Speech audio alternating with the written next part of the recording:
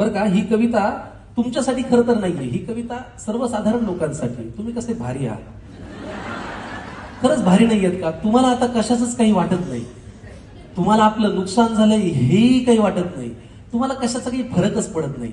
ह्या कवितेमध्ये बरं का एक कुटुंब मला भेटलंय. आता ते कुटुंब, त्या कुटुंबातले जे आजोबा आहेत ना, ते त्यांचं दुःख सांगतायत. काय दुःख आहे ते ऐकून घ्या, बघा तुम्हाला आवडतंय का आणि समजून घेता येतंय का. की सगळ्यांचेच चेहरे पडलेलं एक कुटुंब मला भेटलं, सगळ्यांचेच चेहरे पडलेलं एक कुटुंब मला भेटलं, खात्या पित्या घरचं तरी दुःखीच मला वाटलं. सगळ्यांचे चेहरे पडलेलं एक कुटुंब मला भेटलं, खात्या पित्या घरचं तरी दुःखी मला वाटलं. माणुसकीच्या नात्याने माझं मन भरून आलं, मीच जवळ जाऊन म्हणलं का हो काय झालं. माणुसकीच्या नात्याने माझं मन भरून आलं, मीच जवळ जाऊन म्हणलं का हो काय झालं. तुमच्यापैकी कुणाला काही झालंय का, तिने सांजेला असे बसल्यात, कुणी गेलंय का. कुटुंब प्रमुख आजोबा उठले सोडत मोठा उसासा, डोळे तांबडे लाल, बहुतेक रडले होते डसाडसा. तर ऐक तुला सांगतो म्हणाले असं झालंय, तर ऐक तुला सांगतो म्हणाले असं झालंय, आम्हा सगळ्या कुटुंबियांचं एक एक मत वाया गेलंय. तर ऐक तुला सांगतो म्हणाले असं झालंय, आम्हा सगळ्या कुटुंबियांचं एक एक मत वाया गेलंय. आता हा माझा नातू बघ नुसता जीवाला घोर आहे. नातवापासून सुरुवात केली ओळख करून द्यायला. आता हा माझा नातू बघ नुसता जीवाला घोर आहे, सभेला जायचं, घोषणा द्यायच्या याला फारच जोर आहे. बरं एवढं करून मतही दिलं तरी याचं भागलं नाही, पण याच्या नेत्याचं इंजिन आजवर सत्तेच्या स्टेशनात लागलं नाही. वा, मग ती सभा, ती गर्दी, तो आवाज, त्या घोषणा, त्याचं पुढे काय झालं. मग ती सभा, ती गर्दी, तो आवाज, त्या घोषणा, त्याचं पुढे काय झालं. आणि असं करत याचं मत 3-4 वेळा वाया गेलं. वा, आता या माझ्या दुसऱ्या नातवाची आणि त्याच्या नेत्याची सेम टू सेम लाईफ आहे.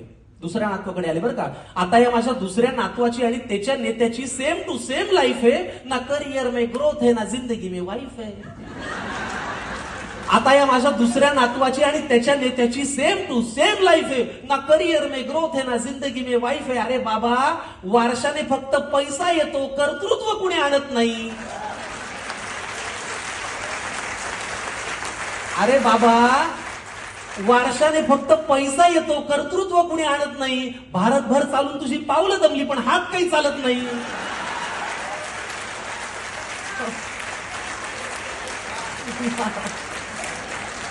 मग ते धोतर, ती काठी, तो चष्मा, ते आडनाव, त्याचं पुढे काय झालं. वा, वा, वा.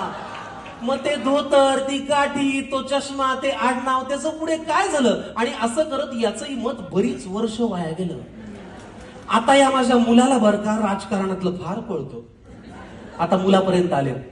आता या माझ्या मुलाला बरं का राजकारणातलं फार कळतं. याचं मन गेली अनेक वर्ष घड्याळातली वेळ पाळतं. आता या माझ्या मुलाला बरं का राजकारणातलं फार कळतं. याचं मन गेली अनेक वर्ष घड्याळातली वेळ पाळतं. चुकली वेळ, झाला खेळ, वेगळं संधान साधलं. एका साहेबाचं घड्याळ दुसऱ्या साहेबांनी स्वतःच्या हातावर बांधलं.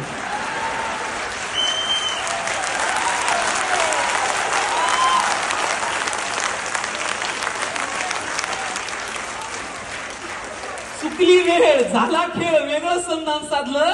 एका साहेबाचं घड्याळ दुसऱ्या साहेबांनी स्वतःच्या हातावर बांधलं. मग नवा साहेब घड्याळ तेच पुन्हा वेळ पाळू का. नवा साहेब घड्याळ तेच पुन्हा वेळ पाळू का. का जुन्या साहेबासोबत राहून तुतारीतून आवाज काढू का.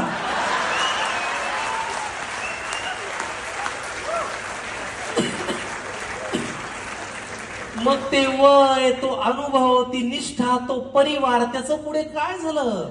असं करत या माझ्या मुलाचं मत मात्र वाया गेलं.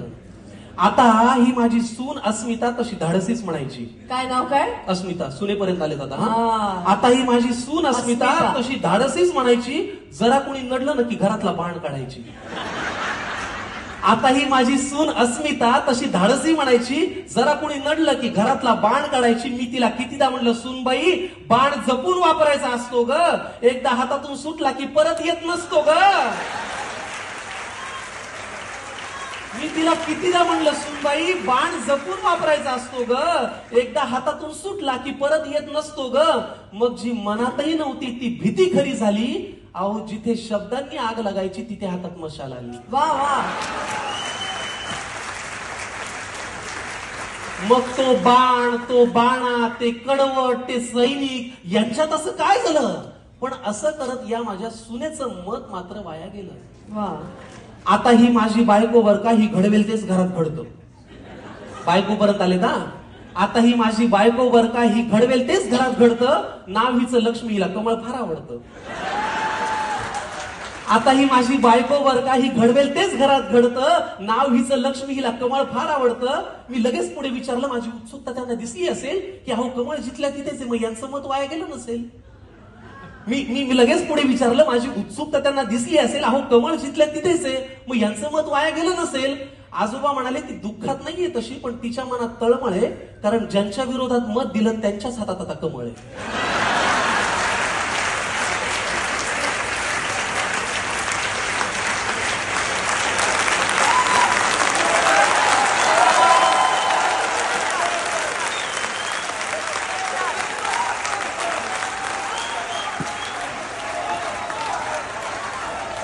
अहो मग ते विरोधक, हे सत्ताधारी, हे प्रामाणिक, ते बाजारी, यांच्यात असं काय झालं?